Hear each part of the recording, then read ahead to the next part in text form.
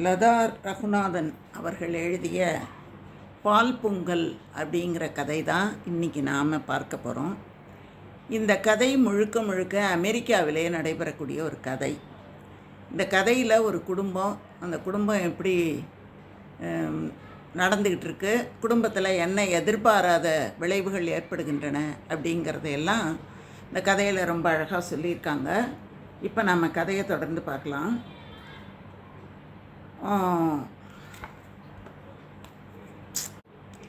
ஆனந்த் வசந்தி அப்படிங்கிறவங்க ஒரு தம்பதிகள். இப்போ அவங்க ஒரு கடைக்கு போகிறாங்க. அவன் காரை நிறுத்துறதுக்கு சரியான ஒரு இடத்த தேடிக்கிட்டு வரிசையில் வளைஞ்சு போகிறான்.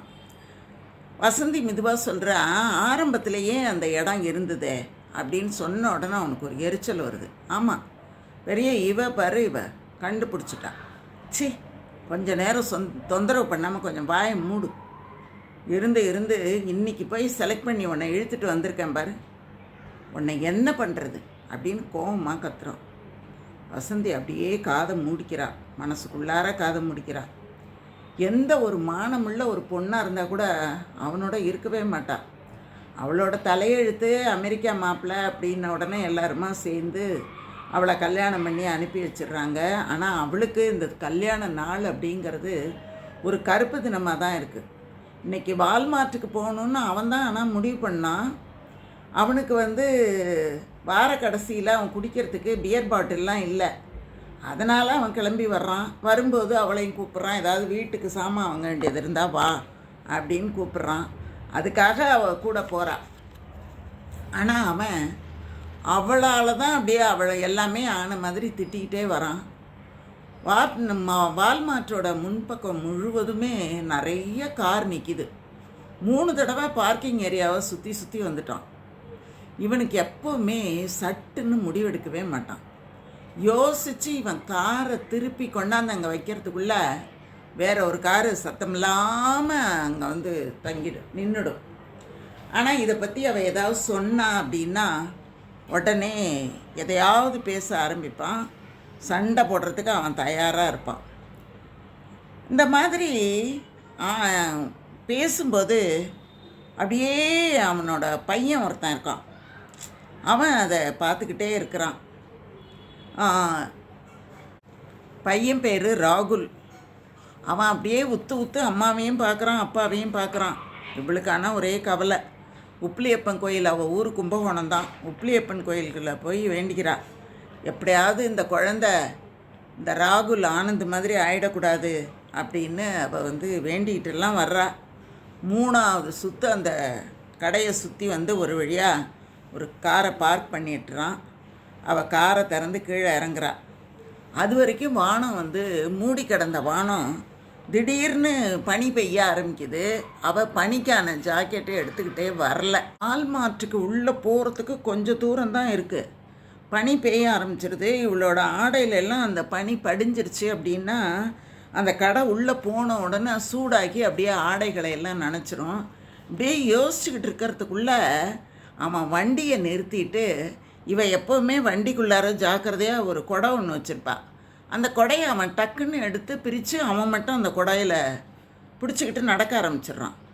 இந்த மாதிரி அவன் ஏடாக்கூடமான வேலைகள்லாம் நிறையா பண்ணுறான். முந்தியெல்லாம் இதை நினச்சி அவள் வசந்தி ரொம்ப அழுவாள். இப்போ இவன் இப்படி தான் அப்படின்னு அவளுக்கு தெரிஞ்சிட்டுது.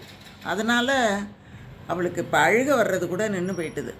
கிடுகிடுன்னு வேகமாக ஓடுறான். ஓடி போய் அங்கே இருக்கிற அந்த தள்ளு வண்டியை தள்ளிக்கிட்டு வேகமாக உள்ளே போகிறா. ஒரே கூட்டம். ஆனந்த் எங்கே இருக்கான் அப்படின்னு தேடும்போது அவளுக்கே ஞாபகம் வருது, அவன் எங்கே இருக்க போகிறான். அவன் யாராவது மிக குறைவாக உடை அணிஞ்ச யாராவது ஒரு பொண்ணுங்களுக்கு முன்னாலேயோ பின்னாலேயோ நின்று அவளை வேடிக்கை பார்த்துக்கிட்டு இருப்பான். இல்லைன்னா வேறு என்ன பண்ணுவான், இதை தவிர அவனுக்கு வேறு என்ன தெரியும் அப்படின்னு அவன் நினச்சிக்கிட்டே வரா. அமெரிக்க பெண்கள் அந்த உடலழகை பற்றியெல்லாம் ஒன்றும் கவலைப்படுறதில்ல. வெளியில் தெரியுதே அப்படி இப்படின்னுலாம் ஒன்றும் கவலைப்பட மாட்டாங்க. அவங்க பாட்டுக்கு இயல்பாக போயிடுவாங்க. ஆனால் நம்ம அப்படி கிடையாதுல்ல. வசந்தி ஒரு தடவை கல்லூரிக்கு போகும்போது அவள் ஒரு புது ஜாக்கெட் போட்டுக்கிட்டு இருந்தா. அவள் பேருந்தில் போயிட்டுருக்கும்போது அவளோட தோழி என்ன பண்ணுவாள், 2 சீட்டு தள்ளி உட்காந்துருக்கிறவ உசு உசுன்னு சத்தம் கொடுப்பா. இவளுக்கு ஆனால் ஒன்றுமே புரியாது. அதுக்கப்புறம் கீழே இறங்கும்போது அவளை திட்டுவா, ஐயே லூஸு, உன்னோட பாடி ஸ்ட்ராம்ப் வெளியில் தெரியுதுன்னு சொன்னால் நீ பாட்டுக்கு சிரிக்கிற அப்படின்னு அவள் சொல்கிறா.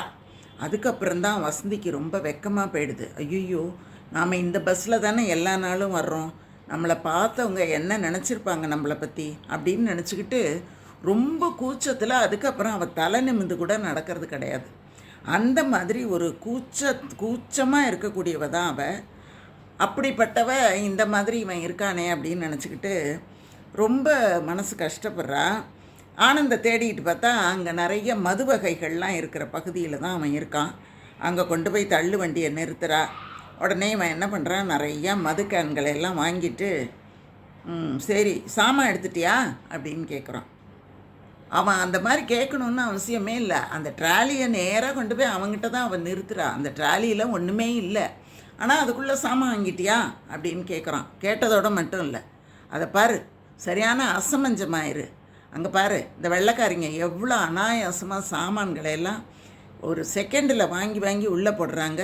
இப்படியே பிராக்கு பார்த்துக்கிட்டே நில்லு, போ போ போ, சீக்கிரம் சாமானெல்லாம் எடுத்து கொண்டு வா, நேரம் ஆகுதில்ல அப்படின்னு சொன்ன உடனே இவன் என்ன பண்ணுறா, அப்படியே போக ஆரம்பிக்கிறா.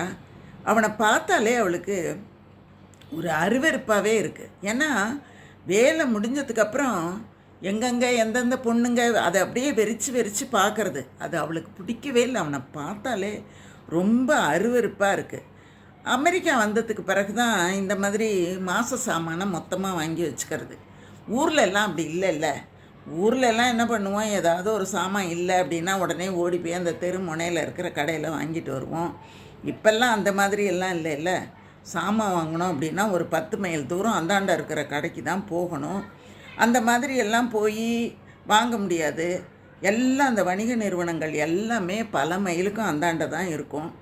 அங்கே போனால் காய்கறி, கம்ப்யூட்டரு, இன்னும் என்னென்ன வாங்கணுமோ எல்லா பொருளும் அங்கே வாங்கலாம். தோட்டத்தில் இருக்கிற செடி முதற்கொண்டு, ஆணி அடிக்கிறதுக்கு சுத்தியல் முதற்கொண்டு, என்னென்ன வேணுமோ எல்லாத்தையும் வாங்கலாம். இவன் இந்த ஊருக்கு வந்து 5 வருஷம் ஆகிட்டு, ஆனால் கார் ஓட்டுறதுக்கு அவள் பழகிக்கவே இல்லை. அவள் பழகிக்கிட்டால் அவளுக்குன்னு ஒரு கார் வாங்க வேண்டியிருக்கும் அப்படின்னு அவள் நினைக்கிறா. ஆனால் அதை வந்து அவன் ஒத்துக்கவே மாட்டேங்கிறான். இப்போ வந்து ராகுலை கராத்தே கிளாஸ் கூப்பிட்டு போகணும், பாட்டு கிளாஸ் கூப்பிட்டு போகணும், அதுக்காகவாவது கார் ஓட்ட கற்றுக்கலாமே அப்படின்னு அவன் நினைக்கும்போது அவன் ஆமாம் பெருசாக கார் ஓட்டி கிழிக்க போகிற, உனக்கு இருக்கிற சமத்துக்கு உன்னால் தினமும் ஏதாவது ஒரு தொல்லை தான் வந்து சேரும். காரை சரியாக பார்க் பண்ணல, சரியான ஸ்பீடில் போகல, சரியான லேன் இல்லைன்னு டிக்கெட் போட்டு என்னை சாவடிச்சிருவாங்க அப்படின்னு அவன் கேட்பான்னு அவன் நினச்சி ரொம்ப புழுங்கி போகிறான். அதுக்கப்புறம் வேகமாக சாமானெல்லாம் பொறுக்கி ட்ராலியில் வச்சுட்டு பில்லிங் கவுண்டரை நோக்கி போகிறாங்க. அப்பாடி ஒரு வழியாக முடிச்சிட்டியா அப்படின்னு அவன் ஒரு எகத்தாளமாக கேட்குறான். அப்போது அங்கே தமிழ் தெரிஞ்சவங்க எத்தனை பேர் இருப்பாங்க, அவங்க காதில் விழுந்தால் தன்னை பற்றி என்ன நினைப்பாங்க அப்படின்னு அப்படியே அவள் கூசி போகிறா. ஆனால் நல்ல காலம் அங்கே யாருமே இல்லை. எல்லா பில் கவுண்டரும் எல்லாரும் நின்றுட்டுருக்காங்க. செல்ஃப் பில்லிங் போடலாமா அப்படின்னு அவள் கேட்குறா. கேட்ட உடனே அவனுக்கு அது கூட ஒரு எரிச்சலாக இருக்குது. ஏன்னா அவனுக்கு அது தோணலையாம், அவளுக்கு தான் தோணுச்சான். அதை கூட அவனால் ஏற்றுக்க முடியாமல் வந்து தொலை அப்படின்னு சொல்லிட்டு அவளை கூட்டிகிட்டு போகிறான். அமெரிக்காலெல்லாம் இந்த மாதிரி வெறும் அதில் வந்து கோடு இருக்கும் பார்த்திங்களா, அதை காட்டினாலே போதும். அந்த பார் கோடு டக்குன்னு பில்லை போட்டுட்டு உரிய பணத்தை கட்டிட்டு நாமே வந்துடலாம். கடைக்காரவங்கக்கிட்ட தான் கொடுக்கணும் அப்படிங்கிற அவசியம்லாம் அமெரிக்காவில் இல்லை. அதனால் அவங்க என்ன பண்ணுறாங்க, செல்ஃப் பில்லிங் போடுறதுக்காக போயிடுறாங்க. அங்கே நிறைய இயந்திரங்களுக்கு அருகில் ட்ராலியை இழுத்துக்கிட்டு போகும்போது பக்கத்தில் ஒரு பொண்ணு ஒருத்தி வரா. நல்லா அழகாக கட் பண்ண பாப்தலை இருக்குது. அவளும் ஒரு இடத்துல பில் போட்டுக்கிட்டு இருக்கா. இவள் ஒரு சமயம் தமிழாக இருப்பாளோ அப்படின்னு அவன் யோசிக்கும்போது, சச்சா அப்படியெல்லாம் நம்ம கருப்பு முடியை பார்த்து முடிவு பண்ண முடியாது, சில சமயங்களில் அது தப்பாக கூட போயிடும் அப்படின்னு சொல்லிகிட்டு இருக்கும்போதே ஆனந்து, ஸ்டூபிட், பக்கத்தில் பில் கவுண்டர் காலியாக இருக்க தெரியல, மக்கு அங்கே போ, இங்கே வந்து தேவடு காத்துக்கிட்டு நிற்காத அப்படின்னு சத்தமாக கத்துறான். கத்துன உடனே அந்த பாப்கட்டோட ஒருத்தி நின்னா பாருங்க, அவள் டக்குன்னு திரும்பி பார்க்குறா. பார்த்த உடனே இவளுக்கு ஒரு சந்தோஷம். அட நம்ம நாடு தான் அப்படின்னு இவன் பேசினது அவள் காதில் விழுந்திருக்குமோ அப்படின்னு அவன் நினைக்கிறா. ஆனாலும் அவளுக்கு முகமெல்லாம் அப்படியே செவந்து போகுது. இல்லைங்க, மிஷின் வேலை பார்க்காதுன்னு போட்டிருக்கு, அதான் அதான் அங்கே நின்னேன் அப்படின்னு சொன்ன உடனே அவன் அதெல்லாம் ஒன்றுத்தையும் காதில் வாங்கிக்கல. அவனுக்கு அந்த பாப்கட் பண்ண பொண்ணை பார்த்த உடனே அவனுக்கு ஒரு முகமே பேய் அரைஞ்ச மாதிரி ஆயிடுது. அப்படியே வெறிச்சு போய் நிற்கிறான். வசந்தி என்ன நினைக்கிறா, ஒரு சமயம் இவளை அவனுக்கு தெரியுமோ அப்படின்னு யோசிச்சுக்கிட்டு இருக்கும்போதே ஆனந்த் என்ன பண்ணுறான், அங்கே நிற்கிற இடத்த விட்டு வெளியேறதுக்காக, சரி சரி கார்கிட்ட நிற்கிறேன், சீக்கிரம் பில்லை போட்டுட்டு வந்துடு அப்படின்னு அவள் என்ன சொல்லுவான்னு கூட எதிர்பார்க்காம கடகடன்னு அவன் கார் நிற்கிற இடத்துக்கு போயிடுறான். வசந்தி திரும்பி பார்க்குறா. அந்த பாப்கட் பண்ண பொண்ணு என்ன பண்ணுறா, இவளை பார்த்து சிரிக்கிறா. தமிழா அப்படின்னு கேட்டோன்னே, ஆமாம் என் பேர் ரம்யா, நீங்கள் அப்படின்னு கேட்டா. ரம்யா கிட்டேருந்து ஏதோ ஒன்று வசந்திக்கிட்ட அவளை நெருக்கமாக கொண்டு போச்சு. வசந்தி, கும்பகோணம், நீங்கள் அப்படின்னு கேட்ட உடனே அதுக்குள்ளே கூட்டம் சேர்ந்துருது. பில் போட்டுட்டு வாங்க, நம்ம நிறைய பேசலாம், நிதானமாக பேசலாம் அப்படின்னு அந்த ரம்யா என்ன பண்ணுறா, ட்ராலியை தள்ளிக்கிட்டே போய் கொஞ்சம் நேரத்தில் போய் காத்துக்கிட்டு இருக்கா. வசந்தி என்ன பண்ணுறா, அவசரமாக பொருள்களுக்கான பில்லெல்லாம் கட்டிட்டு வரும்போது அவள் சொல்கிறா, இது வரைக்கும் உங்களை நான் பார்த்ததே இல்லையே, கோயில் பஜன் இது மாதிரி எதுக்குமே நீங்கள் வரமாட்டீங்களோ அப்படின்னு கேட்ட உடனே ரம்யாவுக்கு ஒரு சிரிப்பு வருது. அப்படியெல்லாம் இல்லைங்க, போன மாதம் வரைக்கும் ஈஸ்ட் கோஸ்ட்டில் தான் இருந்தேன், இப்போ தான் வெஸ்ட் கோஸ்ட் வந்திருக்கேன், வேலையை மாற்றிக்கிட்டேன், அதான் பார்த்துருக்கிறதுக்கு வாய்ப்பு இல்லை, இனி நம்ம அடிக்கடி பார்க்கலாம் அப்படின்ட்டு ரொம்ப நட்போடு சிரிக்கிறான். உடனே வசந்திக்கு ஆனந்தோட நினப்பு வருது. ஐயோ அவன் வேறு வெளியில் காத்துக்கிட்டு இருக்கானே அப்படின்னுட்டு, ஐயோ இவர் காத்திருக்காரு, நான் போகணும் அப்படின்ட்டு புறப்படுறா. உடனே ரம்யா ஒரு கேலியாக அவளை பார்த்து சிரிக்கிறாள். ஆமாம்ல, இல்லைன்னா மக்கு ஸ்டூப்பிட்டு இப்படின்னு எல்லாருக்கு முன்னால் பேர் வாங்குவீங்க இல்லை அப்படின்னு கேட்ட உடனே வசந்திக்கு அவமானமாயிடுது. அப்படியே தன்னை அப்படியே சுருக்கிக்கிறா. அதை கவனித்த ரம்யா சொல்கிறா, கவலைப்படாதீங்க, எல்லா ஆம்பளைங்களும் இப்படி தான் இருக்காங்க, சரி விடுங்க, என்னோடய மொபைல் நம்பர் தரேன், குறிச்சிக்கோங்க, அப்புறம் நாம் நிதானமாக பேசலாம் அப்படின்ட்டு நம்பர் கொடுக்குறா. வசந்தி நம்பரை அவசரமாக ஃபோனில் வாங்கிட்டு ரம்யாவுக்கு ஒரு மிஸ்டு கால் கொடுத்துட்டு, சரிங்க நான் கிளம்புறேன் அப்படின்னு வேகமாக ஓடி இங்கே காருக்கு பக்கத்தில் வரா. இவன் என்ன பண்ணுறான், குட்டி போட்ட பூனை மாதிரி அங்கேக்கும் இங்கேக்கும் சுற்றிக்கிட்டு இருக்கிறான். ட்ராலியை தள்ளிட்டு வந்த வசந்தியை பார்த்த உடனே அவனுக்கு அப்படியே பின்னால் யாராவது வர்றாங்களா அப்படின்னு பார்க்குறான். யாரும் வரல. ஏய் என்ன இவ்வளோ நேரம், எவ்வளோ நேரம் தேவடு காத்துக்கிட்டு நிற்கிறது அப்படின்னு அவன் கத்துறான். கத்திட்டு அந்த சாமானை கூட எடுத்து அந்த காரில் பின்னால் வைக்க மாட்டேங்கிறான். அவன் என்ன பண்ணுறா, அதை எடுத்து வச்சுக்கிட்டே, இல்லைங்க ஒரு 2 வார்த்தை அவங்களோட பேசிட்டு வந்தேன், அதான் நேரம் ஆயிட்டு. என்ன பேசுனியா, யாருக்கிட்ட என்ன பேசுன, என்ன சொன்னாங்க அப்படின்னு பதட்டமாக கேட்குறான். இவ குழப்பத்தோடு அவனை பார்த்துக்கிட்டே சொல்கிறா, அதாங்க எனக்கு முன்னால் ஒருத்தவங்க நின்றுட்டு இருந்தாங்கல்ல, அவங்க தான். முட்டாள், யாருக்கிட்ட வேணாலும் பேசுவியோ, டீசன்சியானா பார்த்தாலாம் பேசினாலாம். ஆமாம் என்ன பேசுன? இதுவரை அவள் உணராத ஒரு பயம் அவனோட குரலில் இருக்கிறத அவளால் புரிஞ்சுக்க முடிஞ்சது. இல்லைங்க பேர் கேட்டாங்க, அவ்வளோதானா, வேற ஒன்றும் கேட்கலையோ? ஆமாம், புதுசாக பார்த்துக்கிறவங்க வேறு என்ன பேசுவாங்க 2 நிமிஷத்தில்? இல்லை வேறு ஏதாச்சும் சொன்னாங்களா? இல்லை, அழுத்தமாக பதில் சொல்லிவிட்டு ட்ராலியை கொண்டு போய் எங்கே வைக்கணுமா வச்சுட்டு காரில் ஏறி சீட் பெல்ட்டை போட்டுக்கிறான். ஆனந்த் எந்த வார்த்தையும் பேசலை, அவன் பாட்டுக்கு காரை ஓட்டிகிட்டே வரான். அவனோட கண்ணில் அப்பப்போ இந்த ரம்யாவோட முகம் வந்துட்டு போகுது. அவன் என்ன நினைக்கிறான், பழசெல்லாம் உள்ளே இருந்தது கொஞ்சம் கொஞ்சமாக வெளியில் வர ஆரம்பிக்குது. அவன் நினைவுக்கு சில நிகழ்வுகள் வருது. ஆனந்த் புதுசாக நம்ம டீமில் ஒருத்தரை எடுத்திருக்கோம். ப்ராஜெக்டோட பேக் அண்ட் ஒர்க் கொடுத்து பார்த்தோம். நமக்கு சரியாக வரும் போல தான் தோணுது. அடுத்த வாரம் டிக்கெட் போட்டிருக்கு. விசா கிளியரன்ஸ் எல்லாம் வந்துட்டுது. இதுதான் முதல் முறை அப்ராடு ட்ரிப்பு. கொஞ்சம் நர்வஸாக தான் தெரிகிறா. பார்த்துக்கோ. Boss come again. தெரியறா. Yes boy, enjoy. ஆனந்தை விட சில வருடங்கள் மட்டுமே அதிகம். ஆனாலும் அவனுக்கு பாஸ். அவங்க என்ன பண்ணுறான், அந்த பாஸ் இருக்கானே அவன் சரியான சிடுமூஞ்சி. ஆனால் இவன் அப்படி இருக்க மாட்டான். ஆனந்து அவன் எல்லாருக்கும் ஒரு மொபைல் டிங் சத்தம் கொடுப்பான். அப்படியே வருவான், அப்படியே கிளுக்கிழுப்பாக பேசுவான். இந்த மாதிரி எல்லாம் இருக்கான். ஒரு வாரத்தில் ரம்யா வந்துடுறா.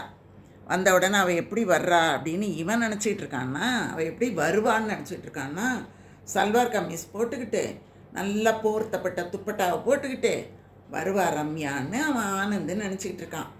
ஆனால் இவ எப்படி வர்றான்னா, வெள்ளை டைட் பனியன் போட்டிருக்கான். கால் தொடையில் தொடங்கி முட்டி வரைக்கும் கிழிஞ்சு போன ஜீன்ஸ் அதை போட்டுட்டு வரா.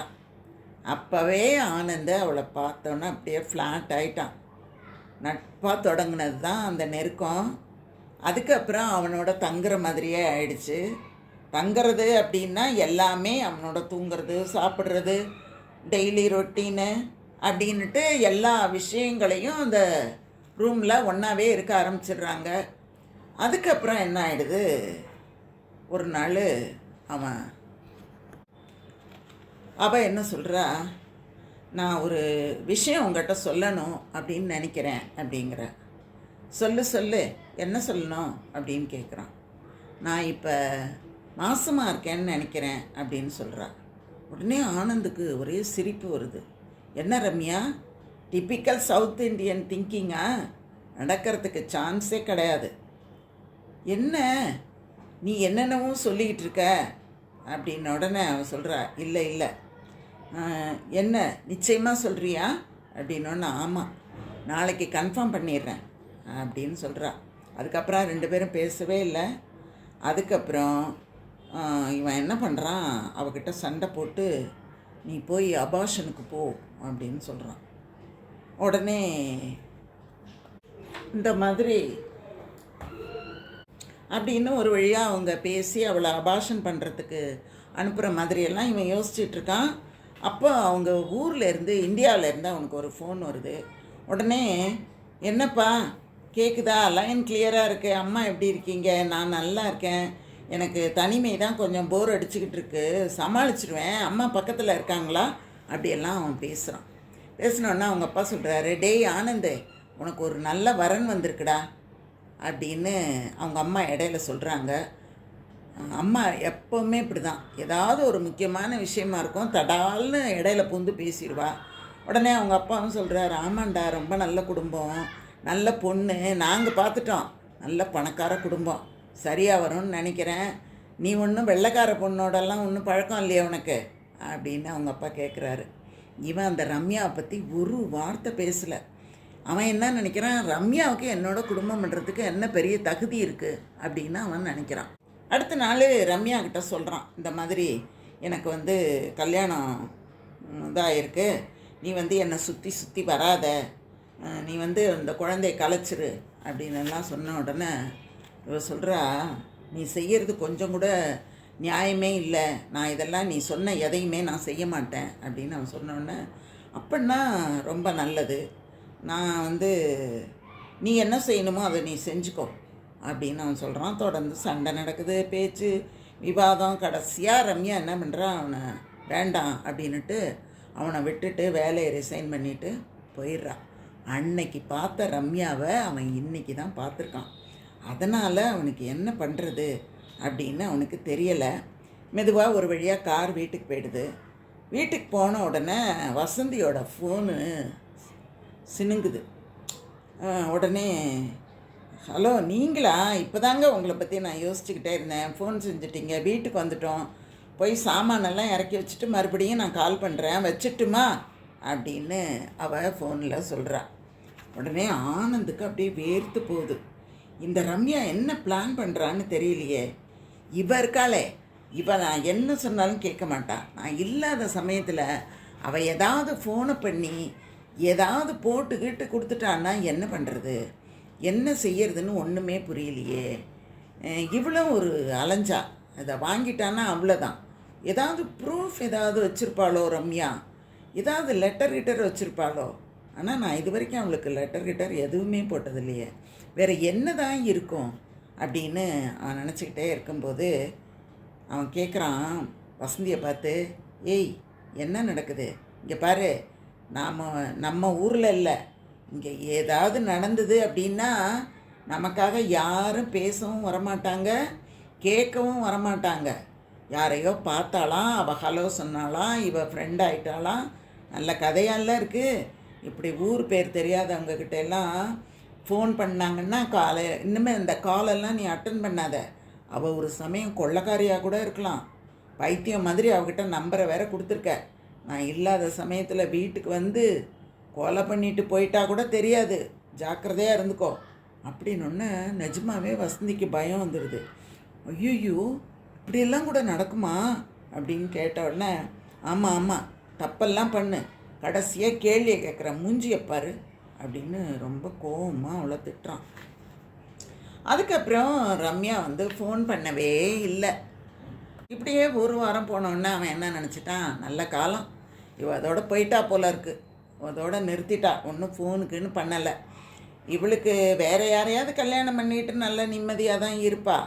இவன் என்ன சாதாரணமான ஆளா இருந்தாலும் நம்ம ஒரு வார்த்தை கேட்டு வைக்கலாம் அப்படின்ட்டு மறுபடியும் கேட்குறான் வசந்திக்கிட்ட. ஏதாவது கால் ஏதாவது வந்துச்சா அப்படின்ன உடனே இதை அவன் தொடர்ந்து அப்பப்போ கேட்குறத பார்த்தோன்னே வசந்திக்கு மெதுவாக இப்போ தான் சந்தேகம் வர ஆரம்பிக்குது. சரி எப்படியாவது கண்டுபிடிச்சிடலாம் அப்படின்னு அவன் நினச்சிட்ருக்கா. அதுக்கப்புறம் மறுபடியும் பேசுகிறா ரம்யா. எப்படி இருக்கீங்க, சௌக்கியமா அப்படின்னு கேட்கும்போது வசந்தி என்ன பண்ணுறா, திருப்பி இல்லை வசந்தியும் தான் அவகிட்ட பேசுகிறான். எப்படி இருக்கீங்க, நான் தாங்க வசந்தி, ஒரு 10 நாளைக்கு முன்னால் நம்ம வால்மார்ட்டில் பார்த்தோமே அப்படின்னு ரம்யா கிட்ட சொன்னோன்னே ரம்யாவுக்கு ஒரே சிரிப்பு. தெரியுங்க, உங்களை போய் மறக்க முடியுமா, நானே ஃபோன் பண்ணலான்னு நினச்சேன், ஒரு வாரமாக வெளியூர் பயணம், அதான் ஃபோன் பண்ண முடியல. நீங்கள் உங்கள் வீட்டுக்காரரு உங்கள் பையன் எல்லோரும் எப்படி இருக்கீங்க அப்படின்னோடனே நல்லா தான் இருக்கோம் அப்படின்னோடனே அதான் நீங்கள் நல்லா தான் இருப்பீங்க அப்படின்னுட்டு இந்த வார கடைசியில் நம்ம பார்க்கலாமா அப்படின்னு அவள் கேட்குறா. உடனே வசந்திக்கு பயம் வந்துடுது.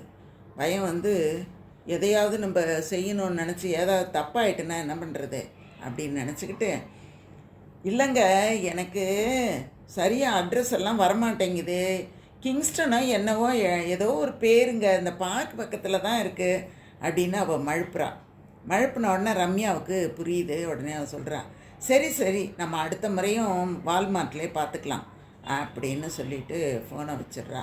திருப்பி வரான் அவன். ஏதாவது ஃபோன் வந்துச்சா அப்படின்னோன்னா ஆமாம் அவள் ஃபோன் பண்ணா, அவளுக்கு ஃபோன் வரலையே, இல்லை அப்படின்னு சொல்லிக்கிட்டே அப்படியே உண்மையை கொஞ்சம் மறைக்கிறா, கொஞ்சம் அப்படியே பேசுகிறா. இப்படியே போயிட்டுருக்கு.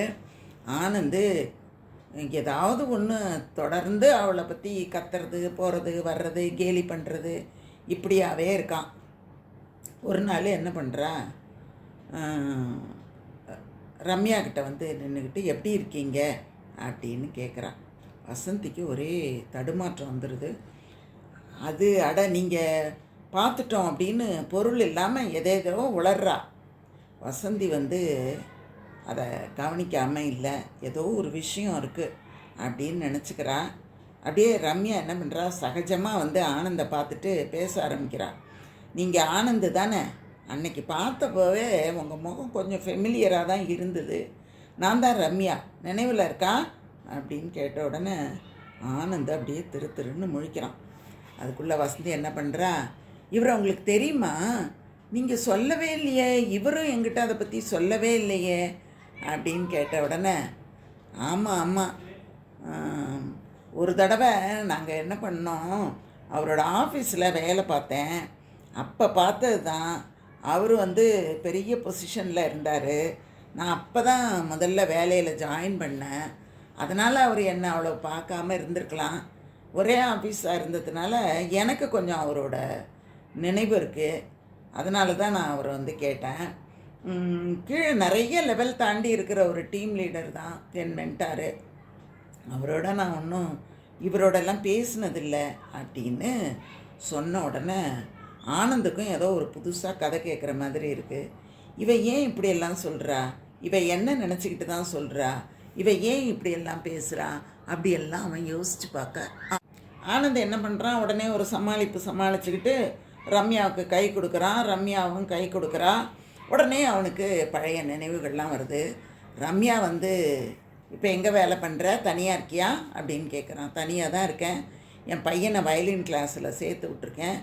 அங்கே அவனை கொண்டு போய் விட்டுட்டு நான் பர்ச்சேஸ்க்காக வந்திருந்தேன். இவ்வளோ நேரம் கிளாஸ் முடிஞ்சிருக்கும், நான் அவனை போய் அழைச்சிட்டு வர போகணும் அப்படின்னு சொல்லிட்டு அவள் கிளம்புறான். உடனே இவனுக்கு தெரியுது, சரி இப்போ வந்து நம்மளோட பேசுனா அவள் புருஷன் ஏதாவது சொல்லுவானோன்னு பயந்துக்கிட்டு ஓடுறா போல இருக்கு அப்படின்னு அவன் நினச்சிக்கிட்டு சரி சரி போயிட்டு வா அப்படின்னு அவகிட்ட சொல்கிறான். இப்படியே ஒரு வாரம் போயிடுது. ஆனால் அவளோட அழகு அவனுக்கு மறுபடியும் ஒரு மயக்கத்தை கொடுக்குது. பாட்டெல்லாம் அவன் பாட ஆரம்பிக்கிறான். ஆனால் இந்த என்னாச்சு உன் ஃப்ரெண்டுக்கு, அப்போ தான் பேசுனா இதுக்கப்புறம் இப்போ பேசவே இல்லையே அப்படின்னு கேட்குறான். கேட்ட உடனே வசந்தி கேட்குறா, ஃப்ரெண்டா, எனக்கு யாருங்க இந்த ஊரில் ஃப்ரெண்டு அப்படின்னு கேட்ட உடனே அதான் அந்த வால்மார்ட் ஃப்ரெண்டு அவளை தான் சொல்கிறேன் அப்படின்னோடனே, ஆமாம் இப்போ அவளும் உங்களுக்கும் ஃப்ரெண்டு தானே அப்படின்னோடனே, சரி சரி நான் ஒன்று கேட்டால் உனக்கு ஒழுங்காக பதில் சொல்ல தெரியுதோ இல்லையோ, எதையாவது ஒன்று பேசுவேன். ஆமாம் அவளோட ஃபோன் நம்பர் வச்சுருந்தேல்ல கொடு, நான் பேசுகிறேன் அப்படின்ன உடனே, என்னத்துக்குங்க நீங்கள் பேசணும், நீங்கள் தான் ஊர் பேர் தெரியாதவங்களோடலாம் பேசக்கூடாதுன்னு சொல்லியிருக்கீங்க அப்படின்னு சொல்லிகிட்டு இருக்கும்போதே அவள் ஃபோனை பிடுங்கி அந்த நம்பரை போட்டு அவன் பேச ஆரம்பிக்கிறான். இவளுக்கு வந்து பேச ஆரம்பிக்கிறவன் அதை ப்ளூடூத்தில் கனெக்ட் பண்ணி அவன் காதில் வச்சுக்கிட்டு ஃபோனை தூக்கி வேகமாக வீசி எறிகிறான். இவளுக்கு ரொம்ப கஷ்டமாயிடுது. அது உடஞ்சி போயிட்டுனா என்ன பண்ணுறது அப்படின்னு நினைக்கிறான். அப்போ கூட அவன் சொல்கிறான், நான் தானே உனக்கு வாங்கி கொடுத்தேன், நான் தூக்கி போட்டால் உனக்கு என்னடி அப்படின்னு அவன் கேட்பான்னு அவன் நினச்சிக்கிட்டு அப்படியே வாயை மூடிட்டு பேசாமல் போகிறான். அவன் என்ன பண்ணுறான், பேச ஆரம்பிக்கிறான். நீ ரொம்ப அழகாக இருக்க, உன்னோட குரல் ரொம்ப நல்லா இருக்குது அப்படி இப்படின்னு என்னென்னமோ பேசுகிறான். பேசும்போது அவள் வந்து அதை அவனோட தொடர்ந்து பேச விரும்பலை. உடனே அவன் சொல்கிறான், ஓ உங்கள் வீட்டுக்காரர் உன் பக்கத்துலேயே இருக்கார் போல இருக்குது, அதான் நீ ரொம்ப தயங்குறியோ, சரி சரி என்னோடய ஃபோன் நம்பரை கொடுக்குறேன், நீ எப்போ வேணாலும் என்னோட பேசலாம் அப்படின்ன உடனே அவள், உங்களோட பேசுகிறதுக்கு எனக்கு ஒன்றும் சங்கடம் இல்லை, எனக்கு என்னத்துக்கு அந்த சங்கடம்லாம் அப்படின்னு சொல்கிறா அவள். அப்புறம் எப்படி இருக்க, உன்னோட பையன் உன்னோட கணவர் எல்லோரும் நல்லமாக இருக்காங்களா அப்படின்னு கேட்குறான். ஆமாம் ஆமாம் எல்லோரும் நல்லா தான் இருக்காங்க அப்படின்னு அவள் சொல்கிறா. சொன்ன உடனே ஃபோனை டக்குன்னு அவள் வச்சிட்றா. வச்சிட்ட உடனே இவனுக்கு கோவமாக வருது. இன்னும் கொஞ்சம் நேரம் பேசியிருக்கலாம், அதுக்குள்ளே ஃபோனை வச்சிட்டாளே அப்படின்னு அவன் ரொம்ப எரிச்சல் படுறான். அதுக்குள்ளே அப்படியே போயிடுது.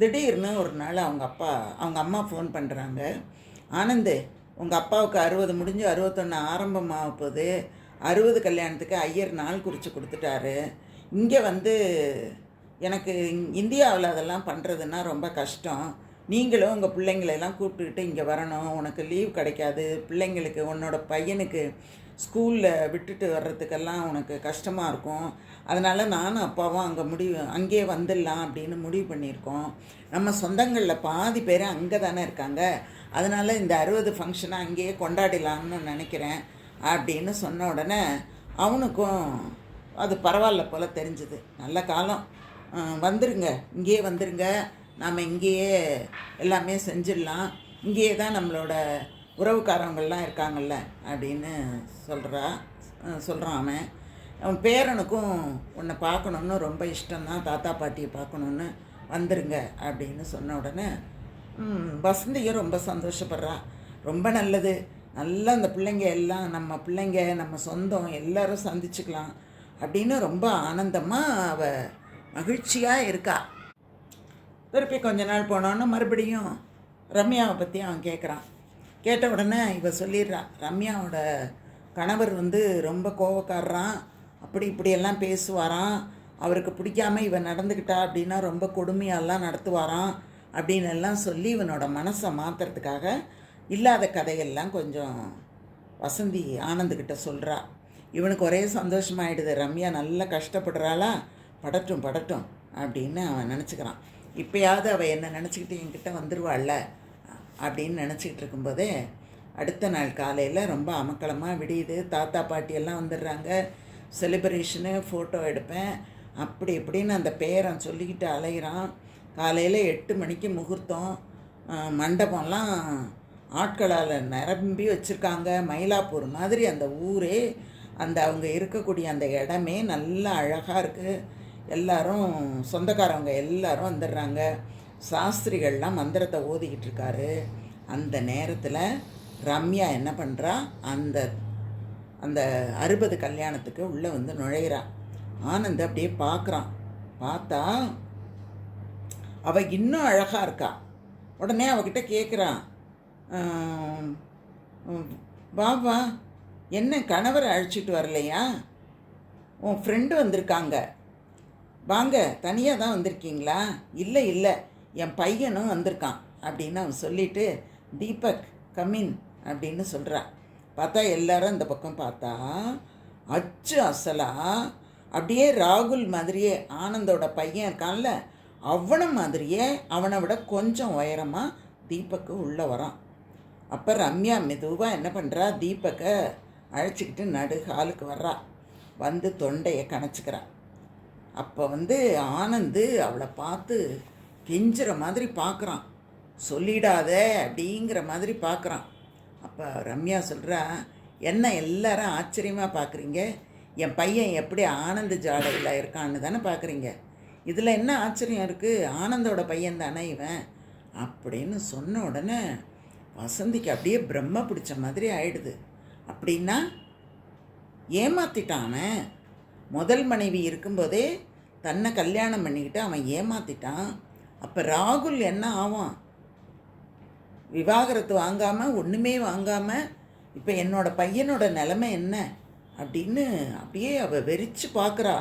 பிரம்ம பிடிச்சவ மாதிரி இருக்கா வசந்தி. உடனே இவனோட அம்மா என்ன பண்ணுறா, ஆனந்த கண்டபடி திட்ட ஆரம்பிக்கிறா. ரம்யா ஆனந்த அவன் எப்படி ஏமாத்தினான் அப்படிங்கிறதெல்லாம் அவள் சொல்கிறா. ஒரு குழந்தையோட வெளிநாட்டில் எவ்வளவு கஷ்டப்பட்டேன் அப்படிங்கிறதெல்லாம் எல்லார்கிட்டையும் வலியோடு சேர்த்து சொல்லிக்கிட்டே இருக்கா. ஏன்னா அவளை யாருமே சந்தேகப்பட முடியாது. அந்த அவளோட பையன் அப்படியே ஆனந்தாவே நிற்கிறான். அப்போ எப்படி யார் என்ன சொல்ல முடியும்? அப்போ பக்கத்தில் இருக்கிறவங்கெல்லாம் சொல்கிறாங்க, ஸ்கவுண்ட்ரல், பொறுக்கி, ராஸ்கல், என்ன ஒரு அநியாயம் பண்ணியிருக்காண்டா இவன் அப்படின்னு எல்லாரும் அவனை அவமானப்படுத்தி பேசுகிற வார்த்தைங்க அப்படியே அங்கே எதிரொலிக்குது. எல்லாரும் திட்டுறாங்க. இப்போ வசந்திக்கு அந்த பிரம்ம பிடிச்ச மாதிரி இருந்தவ சிரிக்க ஆரம்பிக்கிறான். அந்த சிரிப்பு பைத்தியம் பிடிச்ச மாதிரி ஒரு சிரிப்பு.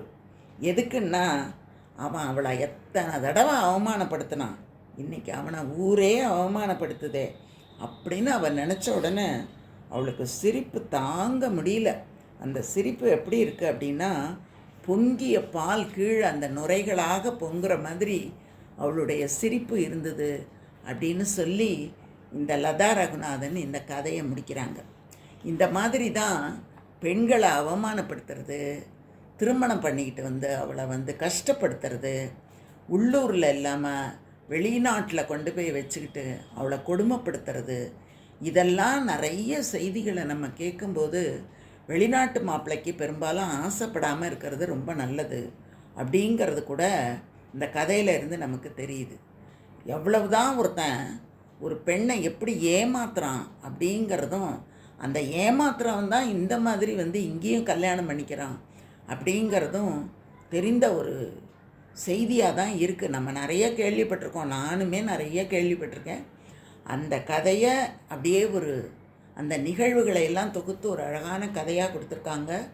இந்த கதையின் மூலம் நமக்கு ஒரு எச்சரிக்கை உணர்வு வரணும் அப்படிங்கிறது தான் நான் தெரிந்து கொண்டது. தொடர்ந்து நிறைய கதைகள் கேளுங்க. நான் நிறைய கதைகள் உங்களுக்காக சொல்லிக்கிட்டு இருக்கேன். ரொம்ப நன்றி. வாழ்க வளமுடன். வணக்கம்.